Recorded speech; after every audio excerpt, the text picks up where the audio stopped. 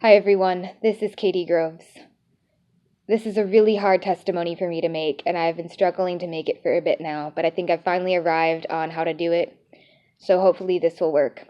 I have about 15 minutes before my phone times out, so hopefully I will be able to say what I need to say, at least for it to be a solid part one.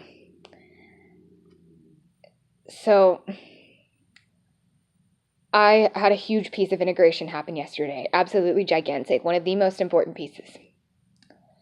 And it involved realizing that someone I was programmed with in the mind control was my half-sibling. This person, as far as I understand, is genderqueer. So I'm going to refer to them in gender-neutral terms. But they were assigned male at birth, and I knew them as a quote-unquote guy for most of the time that I was in the mind control as far as I have integrated so far.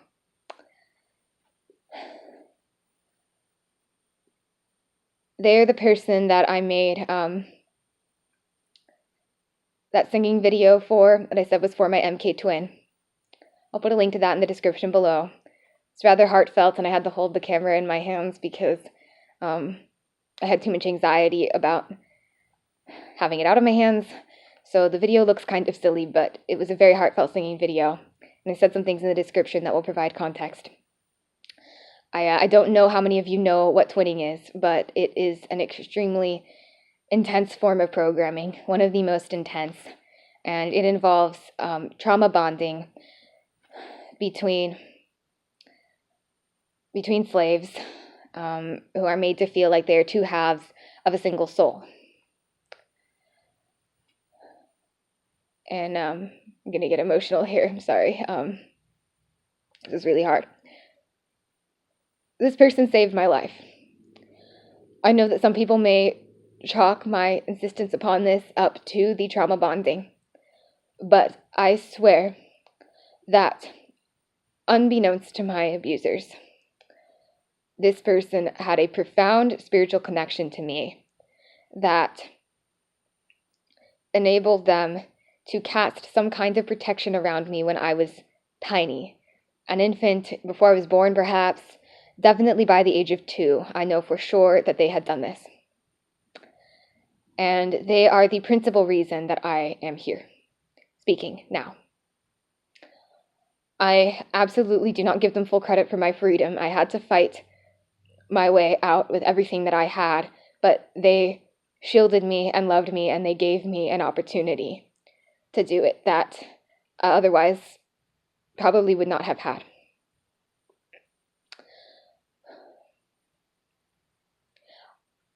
I was told growing up, at least parts of me were told, more conscious parts of me were told that they were not a blood relation to me, that they had 2 parents that my parents simply knew.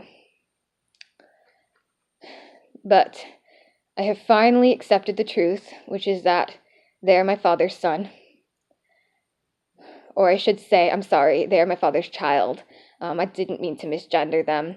I'm integrating right now around the awareness that they are genderqueer, and it's going to be hard for me to maintain that throughout the video, not because I don't care, but because it's new and I'm still processing stuff.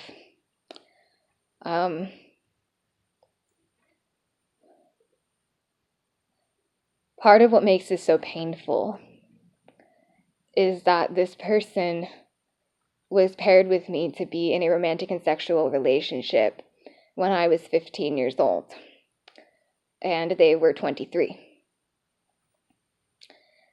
I want to be clear that they were under mind control, and I want to be clear that had they not chosen, within all the double binds, the horrific double binds of MK, to go ahead and submit to this, that I probably wouldn't be here again. Not only did they spiritually protect me when I was very small and developing,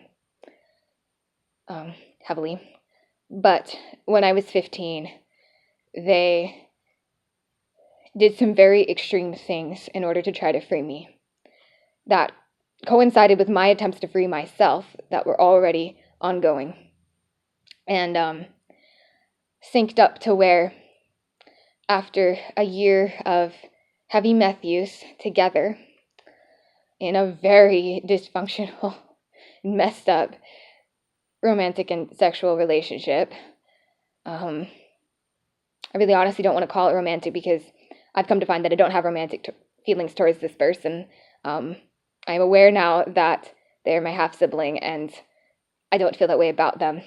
But we were in this sort of relationship, and after a year, like I said, of engaging in this and heavily abusing crystal meth, we succeeded in burning my programming up enough through overloading me with drugs and stimulation that, sorry, I'm having such a hard time with this. We succeeded in doing this to where I was able to break my trauma bond with them in a very specific way. But it wasn't just that. I didn't just break my trauma bond with them. During the time that we were together, it appears that they helped me to transfer my trauma bond from my father as my programmer onto them. At the same time, I was able to get some very intense information from my dad about my programming by manipulating him and making him think that I wanted to be with him sexually. The things I had to do to make that happen, to convince him that enough that he would give me certain information, was extreme and horrifying. But through dissociation and extreme desire to survive and get free, I succeeded. And with this other person's help, I was able to, like I said, transfer trauma bonds from my dad onto them, and then they were able to help me break my trauma bond with them, thereby breaking my programming with my father very deeply.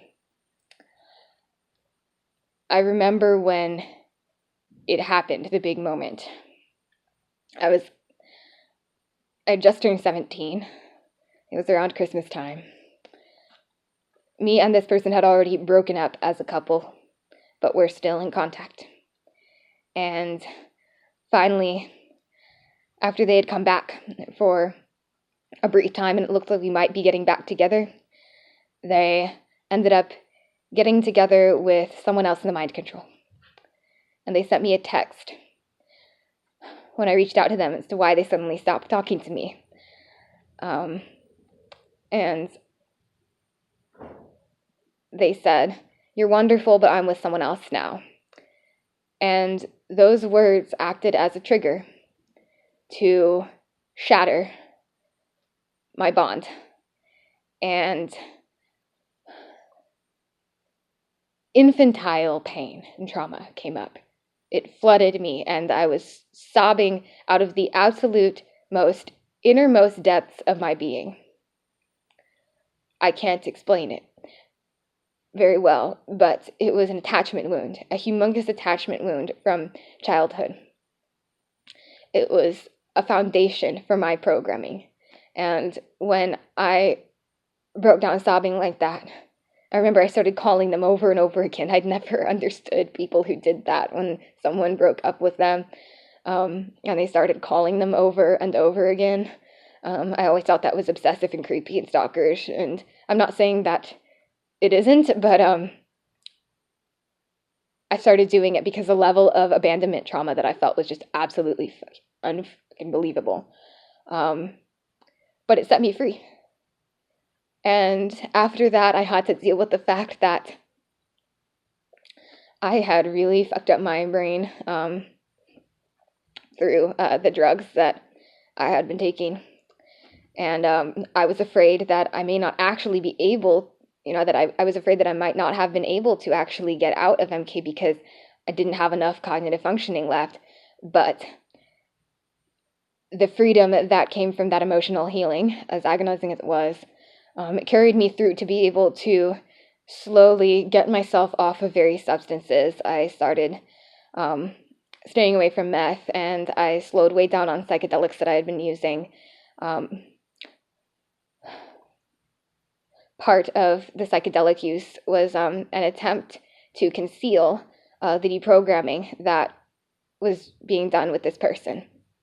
We think, don't have many memories of this, but I'm inclined to say that we realized that if we looked like we were frying my brain, that the abusers wouldn't notice how much they were doing to help me deprogram. And like I said, we did a lot to burn up programming through overstimulation with the meth. I'm not sure if I said that in this testimony, as I've tried a couple times to record this, but that was part of it. And eventually I was able to have my big awakening a few months later. This is what I really call my big awakening. After that trauma bond broke, I became way freer from the programming. But then I had another huge awakening where I let go of my meth addiction pretty completely. I didn't get clean right away, and I didn't, don't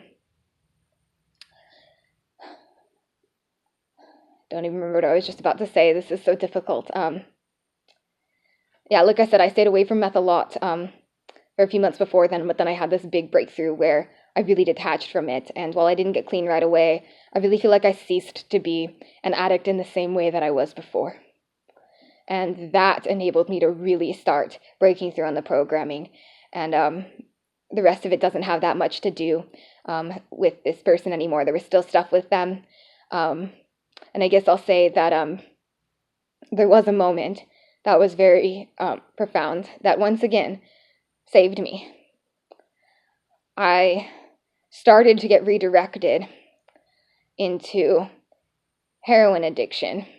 I had already been using heroin unbeknownst to my conscious self, but I got redirected for a brief moment into dysfunction programming that could lead me to be an actual street junkie and really take me down. Thankfully, this older person, was there for some of it. And there was a moment when somebody was shooting me up, and when they were plunging the dope into my arm, the older person, they looked at me with this look of unfathomable empathy. It was the most heartfelt expression of care and grief and just genuine compassion that I've ever seen in my life. Really, it just makes me